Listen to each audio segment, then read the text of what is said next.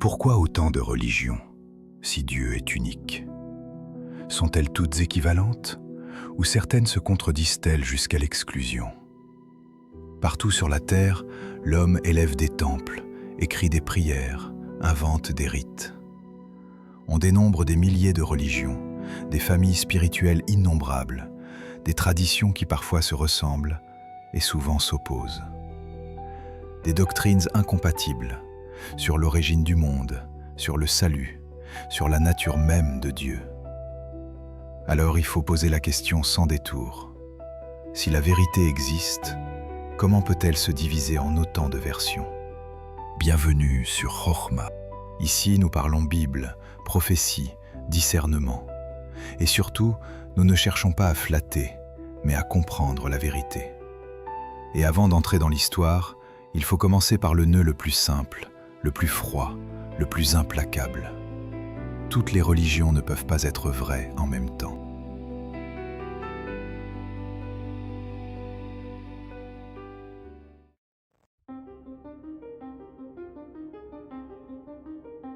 Chapitre 1. Le problème logique.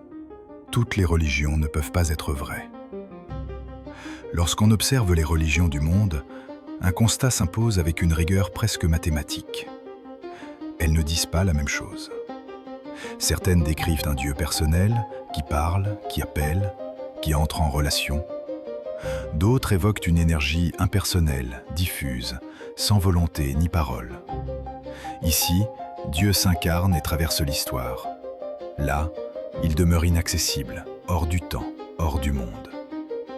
Certaines traditions affirment la résurrection des morts, d'autres la nient formellement. Ces affirmations ne sont pas des nuances, elles sont des contradictions frontales. Deux propositions opposées ne peuvent être vraies simultanément.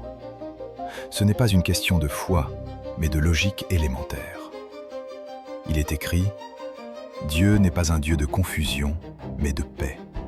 Première épître aux Corinthiens, chapitre 14, verset 33. Ce verset ne parle pas seulement de l'ordre dans une assemblée. Il pose un principe plus profond. La vérité ne se contredit pas elle-même. Le relativisme religieux affirme que toutes les religions seraient vraies à leur manière. Mais cette idée s'effondre dès qu'on examine leurs affirmations centrales.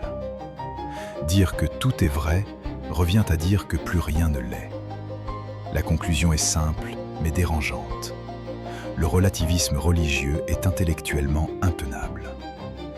Et si toutes les religions ne viennent pas de Dieu, alors il faut poser une autre question, plus radicale encore. D'où viennent-elles réellement, lorsque l'homme fait face à un Dieu invisible?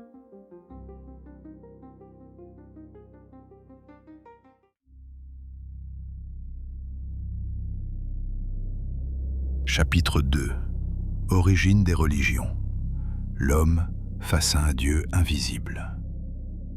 Partout sur la planète, à toutes les époques, l'homme a levé les yeux vers le ciel.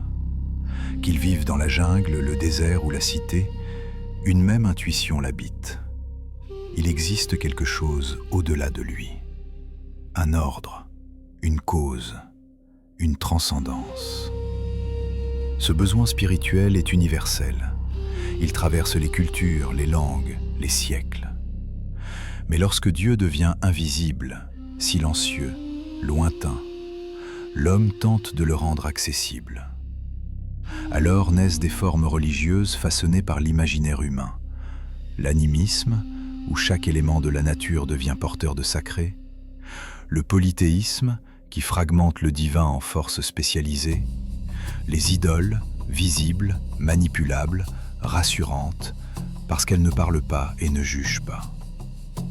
Il est écrit « Les hommes n'ont point glorifié Dieu comme Dieu, et ont changé la gloire du Dieu incorruptible en image. » Romains 1, versets 21 à 23. Ce texte ne décrit pas une ignorance primitive, mais un déplacement volontaire.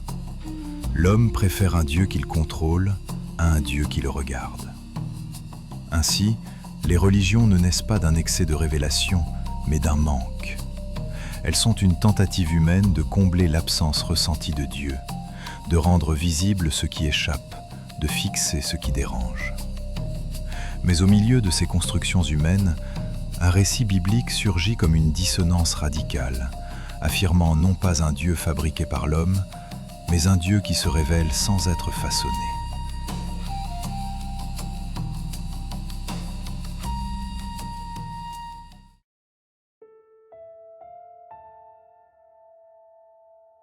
Chapitre 3. Le Dieu biblique. Rupture totale avec les religions humaines. Le Dieu biblique ne se laisse pas saisir. Il est invisible. Il est non représentable. Il est non manipulable. Là où les religions humaines cherchent à montrer, à fixer, à matérialiser le divin, la Bible commence par une rupture radicale.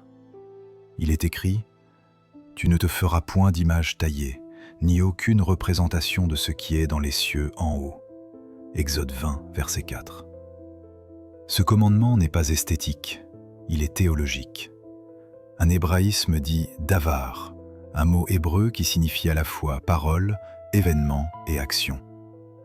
Dans la Bible, Dieu ne se révèle pas par un objet sacré, mais par une parole vivante qui agit dans le réel. Il ne se laisse pas enfermer dans une forme, car toute image réduit ce qu'elle prétend montrer. Ainsi, dès ses premières pages, la Bible ne construit pas une religion rassurante. Elle détruit l'idolâtrie sous toutes ses formes, visibles ou invisibles. Elle retire à l'homme le pouvoir de façonner Dieu à son image pour l'obliger à écouter plutôt qu'à posséder. Et pourtant, ce Dieu invisible ne reste pas lointain. Il choisit d'entrer dans le temps, de parler à des hommes concrets et de marquer l'histoire par des voix appelées prophètes.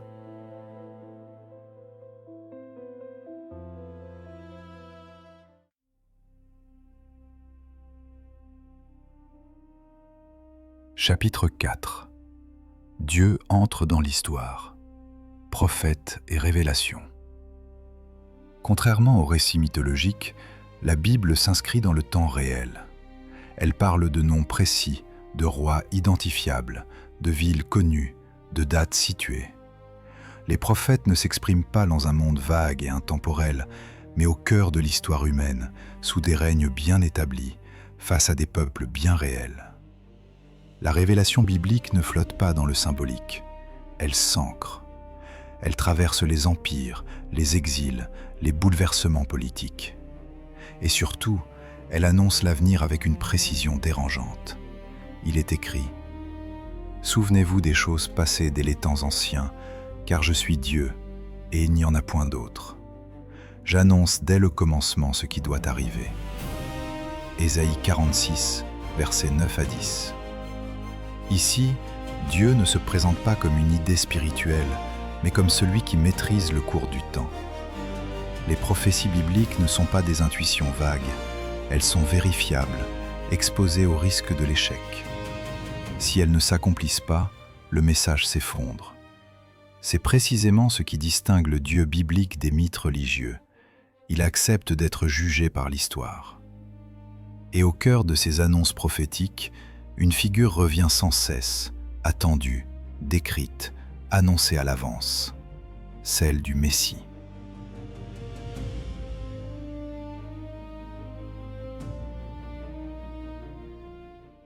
Chapitre 5. Les prophéties messianiques accomplies en Jésus-Christ. Au fil des siècles, les prophètes ont dessiné le portrait d'un Messie à venir, non pas dans l'urgence d'un événement proche, mais parfois plusieurs centaines d'années à l'avance. Ces annonces ne surgissent pas à la veille des faits, elles traversent les générations, conservées, copiées, lues bien avant que les événements ne se produisent. Il est écrit que le Messie naîtrait à Bethléem, une localité mineure, sans pouvoir politique ni prestige. Cette annonce précède la naissance de Jésus de plus de 7 siècles, rendant toute mise en scène humaine impossible. Il est écrit aussi qu'il serait rejeté, méprisé, homme de souffrance. Le texte d'Ésaïe décrit un serviteur brisé, portant la faute des autres, silencieux face à l'injustice. Ésaïe 53, versets 3 à 7. Cette prophétie est formulée environ 700 ans avant les événements qu'elle décrit, avec une précision qui dépasse le simple symbolisme. Un autre prophète annonce qu'il serait transpercé et que cette blessure deviendrait un signe de reconnaissance tardive. Zacharie 12, verset 10. Là encore, le texte est rédigé plus de 5 siècles avant l'époque romaine, avant même que la crucifixion n'existe comme méthode d'exécution.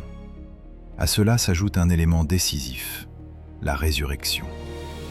Non comme une idée spirituelle ou un mythe tardif, mais comme un événement proclamé publiquement dans une ville précise, à une époque précise, exposé à la vérification immédiate. Aucune autre religion ne repose sur un tel socle. Une chronologie prophétique longue, cohérente, documentée, suivie d'événements historiques revendiqués comme accomplissements. Le christianisme ne commence pas par une philosophie morale, mais par une affirmation historique risquée. Et si ces prophéties trouvent leur accomplissement en Jésus-Christ, alors la Bible impose un critère radical, sans compromis, qui sépare la vérité de toutes les alternatives possibles.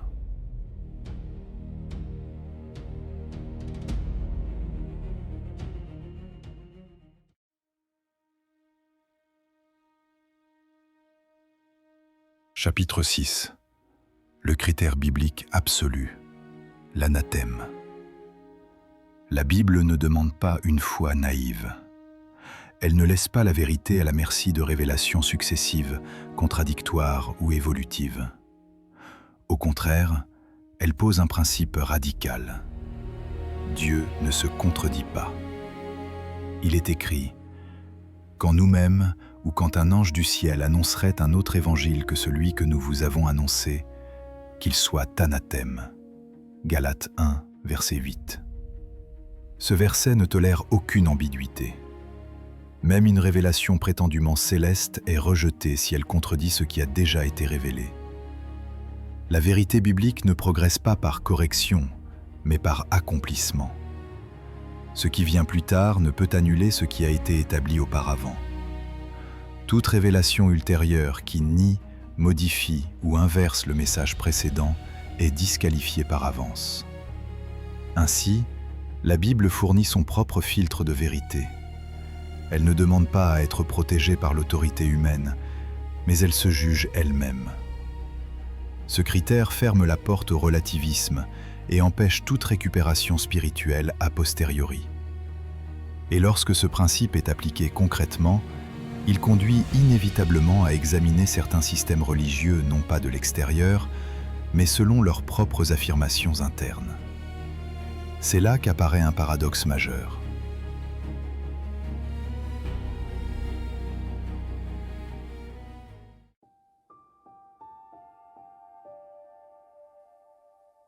Chapitre 7.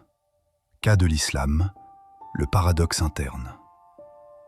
Avant d'aller plus loin, un cadre s'impose. Ici, il ne s'agit pas de juger des personnes, ni d'attaquer des croyants. Nous respectons les individus. Nous analysons les textes. Le paradoxe apparaît dès les fondements mêmes du discours coranique. Dans ses propres affirmations, l'islam reconnaît explicitement la Torah et l'Évangile comme des révélations antérieures données par Dieu. Il est écrit que la Torah contient la direction et la lumière, et qu'elle a été révélée par Dieu.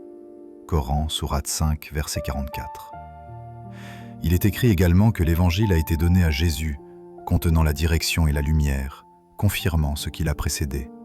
Sourate 5, verset 46. Enfin, il est écrit que les gens de l'Évangile doivent juger selon ce que Dieu y a révélé. Sourate 5, verset 47. Autrement dit, le Coran ne surgit pas dans un vide spirituel. Il s'inscrit dans une continuité revendiquée, reconnaissant l'authenticité originelle des Écritures bibliques comme révélées par Dieu lui-même. Mais cette continuité se brise presque aussitôt, car ces mêmes Écritures sont ensuite disqualifiées par un argument central. Elles auraient été altérées. Le problème qui en découle n'est pas émotionnel ni polémique, il est strictement logique. Si la Bible est vraie, alors son message, notamment sur la personne du Messie, entre en contradiction avec le Coran, et c'est l'islam qui se trouve disqualifié. Mais si la Bible est fausse, alors le Coran, qui la reconnaît comme révélation divine, devient incohérent dans ses propres fondations. Il ne s'agit donc pas d'une critique externe imposée de l'extérieur. C'est un paradoxe interne, issu du texte lui-même, pris entre reconnaissance et disqualification. Et pour aller plus loin que les affirmations doctrinales, il faut maintenant se tourner vers les faits matériels, les manuscrits, l'histoire et la transmission réelle des textes sacrés.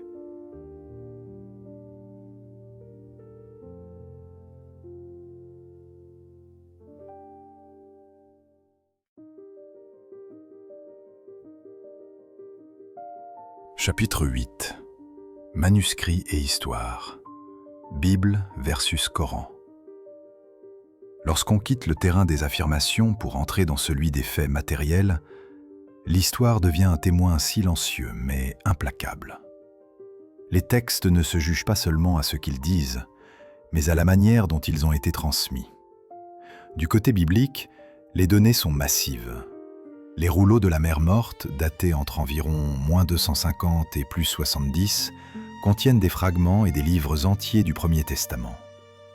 Leur comparaison avec les textes actuels révèle une continuité remarquable. Les différences sont minimes, sans impact doctrinal, attestant d'une transmission rigoureuse sur plus de 2 millénaires. Pour le Deuxième Testament, la situation est encore plus documentée. Des milliers de manuscrits, répartis sur différentes régions et époques, permettent une critique textuelle croisée. Cette abondance rend toute falsification globale impossible. Trop de témoins, trop tôt, trop dispersés.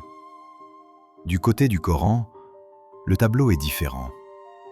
Les sources islamiques elles-mêmes évoquent l'existence de lectures et de versions multiples dans les premières décennies.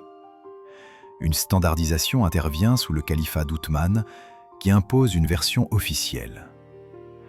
Les manuscrits divergents sont alors brûlés afin d'unifier le texte. Le résultat est paradoxal. Le livre accusé de falsification est précisément celui dont la transmission est la plus transparente, la plus documentée, la plus vérifiable historiquement. Et le texte présenté comme parfaitement préservé repose sur une unification tardive accompagnée de la destruction des variantes. Cette ironie historique ne prouve pas la foi, mais elle renverse certaines accusations trop souvent répétées sans examen. Et elle conduit naturellement à une question plus profonde encore. Si Dieu est unique et si la vérité existe, pourquoi permet-il malgré tout l'existence d'autres religions ?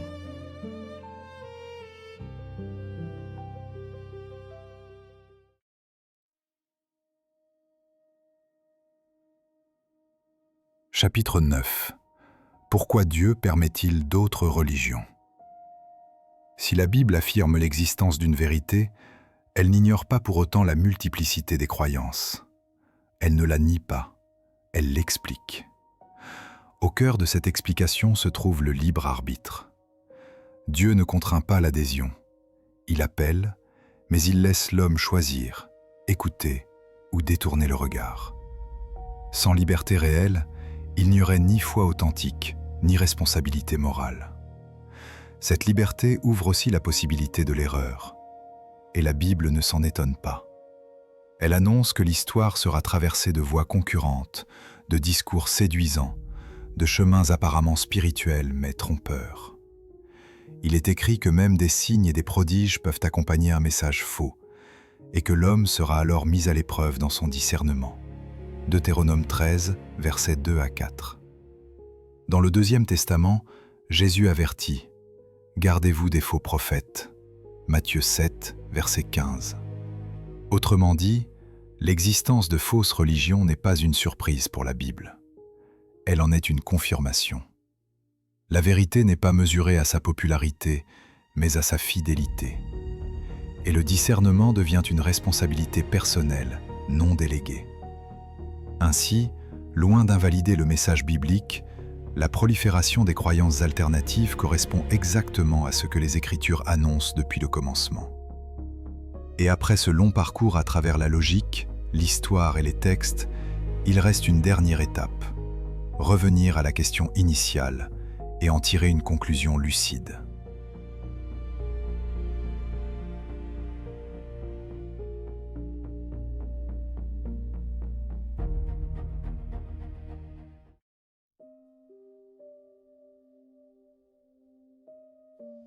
Conclusion. Une revendication unique dans l'histoire. À travers les siècles, les grandes figures religieuses ont parlé de sagesse, de paix intérieure, de recherche de sens. Les paroles attribuées à Bouddha invitent à chercher la vérité.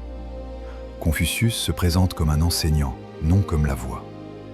Muhammad reconnaît ne pas connaître le but ultime de la vie. Puis, au milieu de ces voix, une déclaration surgit, sans équivalent. Il est écrit « Je suis le chemin, la vérité et la vie. Nul ne vient au Père que par moi. » Jean 14, verset 6. Cette phrase ne propose pas un enseignement parmi d'autres. Elle formule une revendication absolue. L'image comparative affichée résume cette fracture historique. Tous parlent de sagesse, un seul parle d'identité. Tous pointent vers la vérité, un seul affirme l'être. Le rappel est décisif. Jésus est le seul à avoir été annoncé 700 ans avant sa venue sur terre. Jésus est le seul à être proclamé ressuscité d'entre les morts. Jésus est le seul à accomplir une chaîne continue de prophéties annoncées des siècles à l'avance. La foi chrétienne ne repose pas sur une élévation morale, mais sur un événement historique central. La multiplicité des religions n'est pas une preuve que toutes mènent à Dieu. C'est la preuve que l'homme cherche Dieu, mais que Dieu s'est révélé une fois pour toutes dans l'histoire. Il est écrit « Après avoir autrefois parlé à nos pères par les prophètes, Dieu, dans ces derniers temps, nous a parlé par le Fils. » Hébreux 1, versets 1 à 2. Sur la chaîne Chokhma, nous t'invitons à réagir avec respect, à partager ton discernement et à poursuivre cette réflexion ensemble. Abonne-toi pour ne pas manquer la prochaine exploration où nous aborderons une question fondatrice, la grâce ou la loi.